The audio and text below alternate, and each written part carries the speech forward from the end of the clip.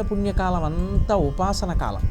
దక్షిణాయన పుణ్యకాలం అంతా కూడా కష్టపడి భగవంతుణ్ణి ఉపాసన చేస్తే అనేక తిథులలో తమోగుణాన్ని విడిచిపెట్టి ఋషులు ఎలా కల్పాన్ని పాటించాలని చెప్పారో అలా కల్పాన్ని పాటిస్తూ భక్తితో కూడినటువంటి కర్మాచరణము చేత ప్రీతి పొందినటువంటి భగవంతుడు చిత్తశుద్ధిని అనుగ్రహించి ఆ చిత్తశుద్ధి వలన పాత్రతను పొంది పాత్రత కారణంగా ఈశ్వరానుగ్రహంగా జ్ఞానాన్ని పొంది ఆ జ్ఞానము వలన తాను శరీరము కాదు ఆత్మ అని తెలుసుకొని లోపల ఉండేటటువంటి ఆత్మ శాశ్వత వస్తువు అనేటటువంటి అనుభవాన్ని పొంది ఈశ్వర భోగాన్ని అనుభవించడానికి అద్వైతానుభూతిని పొందడానికి యోగ్యమైన కాలమునకు ప్రారంభ సూచనగా.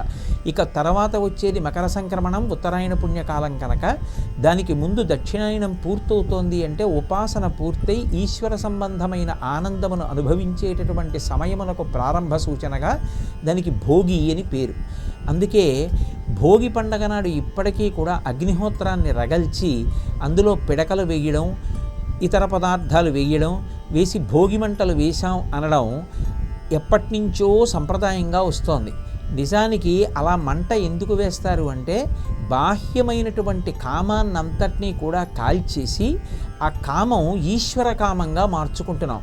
అదే సమయంలో దేశకాలములు కలిసి వచ్చినటువంటి కారణం చేత భోగి పీడ వదిలిపోయి భోగం అనుభవించడానికి యోగ్యమైనటువంటి స్థితి కూడా కాలము ఈశ్వర స్వరూపంగా అనుగ్రహిస్తుంది. అందుకే పిల్లలకి భోగి పళ్ళు పోస్తారు.